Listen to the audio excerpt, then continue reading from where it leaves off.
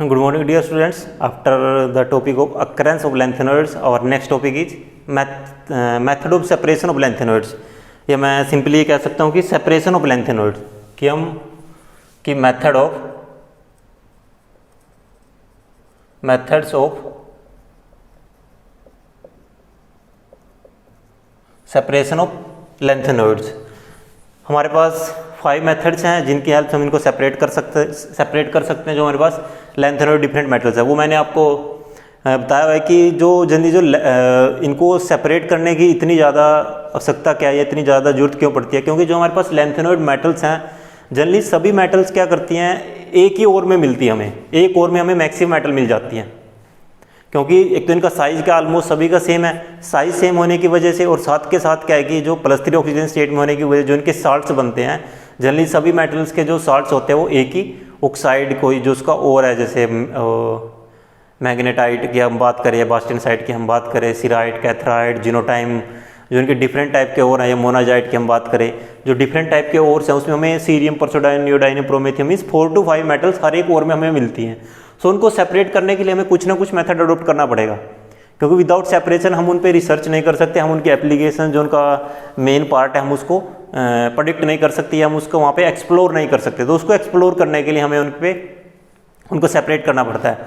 Separation में हमारे पास 5 method है। एक मैं छोटी सी चीज़ और आपको बताना चाहता हूँ कि जो वीडियो रहेगी और जो उसका डिस्क्रिप्शन होगा, उसकी डिस्क्रिप्शन में आपको मैं टाइम स्टैम्प डालूंगा। टाइम स्टैम्प में क्या होता है, जनरली जैसे मेरे पास 5 मेथड है, सो 5 मेथड में उनके मैं टाइम स्टैम्प डालूंगा। अब किसी भी जो टाइम वहाँ पे लिखा है, जैसे 0.0 पे स्टार्ट होगा, 2 पॉइंट पे मैंने फ्रैक्शनल प्रेसिपिटेशन मेथड को या फ्रैक्शनल क्रिस्टलाइजेशन मेथड को वहाँ पे स्टार्ट किया, समझाना स्टार्ट किया। सो आप इजीली जो वहाँ पे टाइम स्टैम्प है उस पर क्लिक करके इजीली उस पर मूव कर सकते हैं। आपको पूरी वीडियो में इधर उधर उस पर्टिकुलर मेथड को ढूंढने की आवश्यकता नहीं है। ओके, सो आपको टाइम स्टैम्प और डिस्क्रिप्शन का आपको ध्यान रखना है, आप डिस्क्रिप्शन को एक बार जरूर चेक करना। सो हम पहले जो हमारे पास 5 मेथड्स हैं एक बार उनको देख लेते हैं। सो हमारा फर्स्ट मेथड है fractional crystallisation.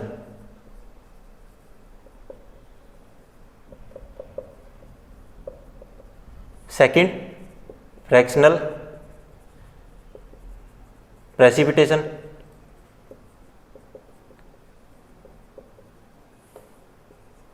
Fractional precipitation, fractional crystallization, and third one is gradation in decomposability of the nitrate. Gradation in डिकम्पोजिबिलिटी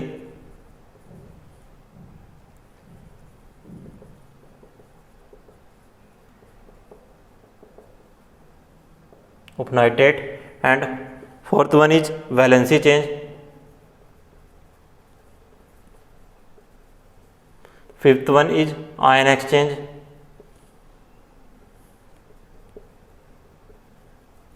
and sixth one is solvent extraction, and last one is solvent extraction. सो ये हमारे पास different method है जिनकी help से हम जो हमारे पास lanthanoid metals हैं उनको, जो डिफरेंट मेटल्स हैं हम उनके बारे में डिस्कस करेंगे, हम कैसे उनको सेपरेट कर सकते हैं, because our topic is method of separation of lanthanoids. So fractional crystallization में क्या होता है, जनरली जो हमारे पास सिंपल साल्ट्स है लैंथेनोइड्स के, जो भी हमारे पास, हम 1 by 1 सभी को डिस्कस करेंगे। जो हमारे पास सिंपल साल्ट्स हैं,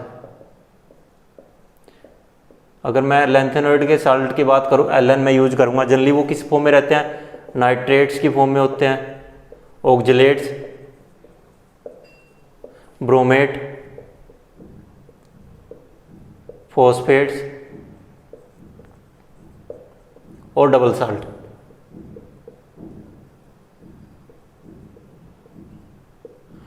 वो इन डबल साल्ट की फॉर्म में रहते हैं, नाइट्रेट्स, ऑक्जेलेट, ब्रोमेट्स, इसमें हमारे पास हो गया सल्फेट्स, हमारे पास इसमें हो गया, सल्फेट्स की भी फॉर्म में होते हैं।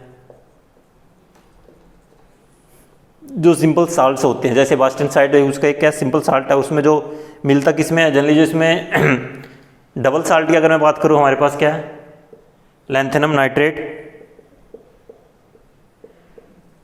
और साथ में इसके होता है मैग्नीशियम नाइट्रेट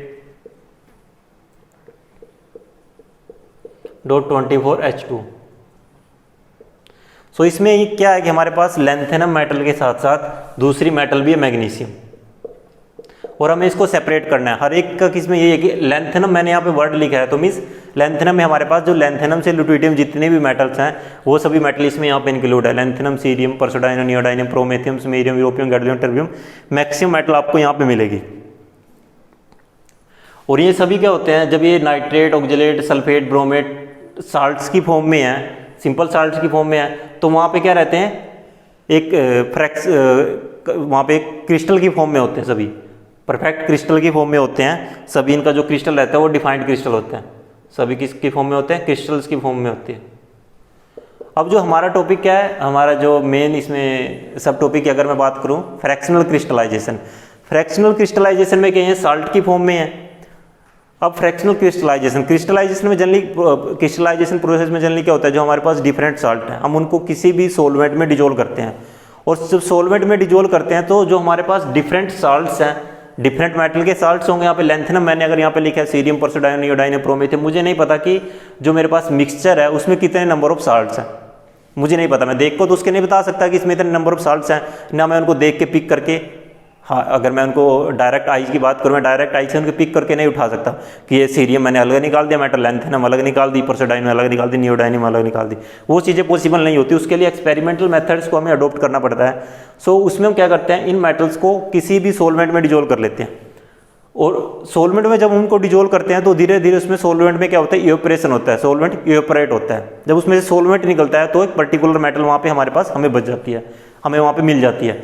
लेकिन जो क्रिस्टलाइजेशन होते हैं उसके क्रिस्टल ग्रो होते हैं, परफेक्टली क्रिस्टल की फॉर्म में होते हैं। जो क्रिस्टल उसके बनते हैं वो क्रिस्टल बनते हैं उसकी सोलबिलिटी के बेसिस पे। लैंथेनम से ल्यूटिडियम अगर मैं बात करूँ, साइज क्या करता है, डिक्रीज करता है जैसे जैसे उसका एटॉमिक नंबर इंक्रीज होता है। और जो सोलबिलिटी होती है साल्ट की वो भी क्या करती है, डिक्रीज करती है। Solubility of salt decreases with size. With size क्या करेगी, उसकी जो सोलबिलिटी है वो डिक्रीज करना स्टार्ट कर देगी, क्योंकि solubility of the salt decrease with size. जैसे जैसे उसका साइज डिक्रीज होना स्टार्ट करेगा, जो सोलबिलिटी है उस पर्टिकुलर साल्ट की वो भी क्या करेगी, डिक्रीज करना स्टार्ट कर देगी। सो इसमें हमें करना क्या होता है, अब ये देखो जिसकी सोलबिलिटी ज़्यादा है, जो हाई सोल्यूबल है, मैं एक बार यहाँ पे लिख देता हूँ, high solubility and low solubility.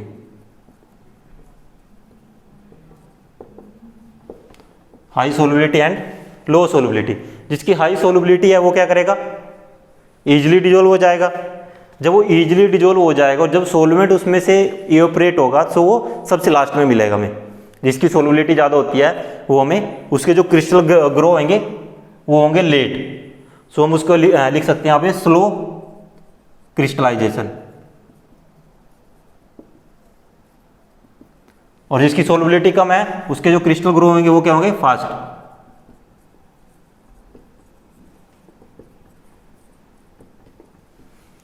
क्योंकि जो कम सोल्यूबल होगा, एक तो वो सोल्यूबल ही नहीं होगा, कम सोल्यूबल होगा। जैसे सपोज करो मेरे पास किसी एक बीकर में, मेरे पास इसमें शुगर है और शुगर के साथ साथ उसमें NaCl है, साल्ट है। ओके, मैंने उसमें वाटर डाला, इसमें। जब मैं इसमें वाटर डालूंगा, नमक क्या होगा, सबसे पहले डिजोल्व होगा, मैं इसको 1 दे रहा हूँ, और शुगर क्या होगी, बाद में डिजोल्व होगी। नमक सबसे पहले डिजोल्व हो जाएगा, लेकिन चीनी को डिजोल्व होने में टाइम लगेगा। वहाँ पे वो जो शुगर है वो इतना जल्दी वहाँ पे इजीली डिजोल्व नहीं होगी। ओके, शुगर लेट डिजोल्व होगी और जो चीनी है, नमक है, वो जल्दी डिजोल्व हो जाएगा। मीन्स NaCl की हाई सोल्युबिलिटी है और शुगर की क्या है, लो सोल्युबिलिटी है। NaCl की ज़्यादा सोल्युबिलिटी है। सो जब उसमें से सोलवेंट निकलेगा, जो NaCl हमें वहाँ पे मिलना स्टार्ट होगा, बाद में मिलेगा, क्योंकि जिसकी सोल्युबिलिटी कम होगी सबसे पहले वो बाहर आएगा। सो लो सोल्युबिलिटी मीन्स फास्ट क्रिस्टलाइजेशन और हाई सोल्युबिलिटी मीन्स वहाँ पे स्लो क्रिस्टलाइजेशन। ये मैंने आपको जस्ट बताया है कि इस तरह से जो प्रोसेस होती है। सो हमें इस केस में हमें करना क्या होता है कि जो फ्रैक्शनल क्रिस्टलाइजेशन की हम बात कर रहे हैं, हमें उसको थाउजेंड्स ऑफ टाइम रिपीट करना पड़ता है। जो प्रोसेस है उसको हमें थाउजेंड्स ऑफ टाइम रिपीट करना पड़ता है, क्योंकि हम बात कर रहे हैं फ्रैक्शनल क्रिस्टलाइजेशन की। फ्रैक्शनल मीन्स एक टाइम में हमें कंप्लीट मेटल नहीं मिलेगी वहाँ पे। सपोज करो पहले लैंथेनम निकल के आ गई, ठीक है, नहीं हम बात कर रहे हैं सोलबिलिटी क्या कर रही है वहाँ पे, साल्ट की वो क्या कर रही है, डिक्रीज कर रही है लैंथेनम से ल्यूटियम जब हम बात कर रहे हैं। सो जैसे जैसे साल्ट की सोलबिलिटी डिक्रीज कर रही है, सो सबसे पहले हमें ल्यूटियम मेटल मिलेगी, उसकी सोलबिलिटी का मीन्स वो फर्स्ट क्रिस्टलाइजेशन होगा। ल्यूटियम के बाद जो पहली मेटल होगी यटरबियम होगी, तो ऐसे ऐसे हमें जो डिफरेंट मेटल्स है हमें वहाँ पे मिलना स्टार्ट हो जाएंगे। और हमें जो प्रोसेस होती है उसको थाउजेंड्स ऑफ टाइम करना पड़ता है, बहुत टाइम कंज्यूमिंग प्रोसेस है।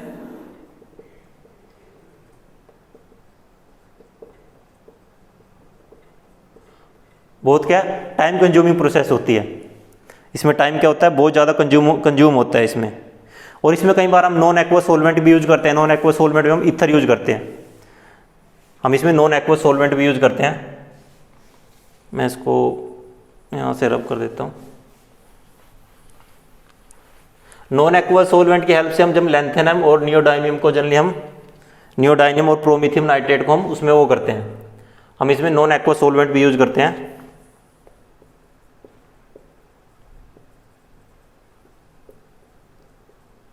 नॉन एक्वस सोलवेंट जैसे ईथर, उसकी हेल्प से हम फ्रैक्शनल क्रिस्टलाइजेशन हो करते हैं, उसमें हम जनरली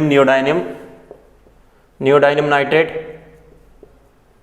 सॉरी यहाँ पे 3 आएगा, एंड परसोडाइनियम नाइट्रेट,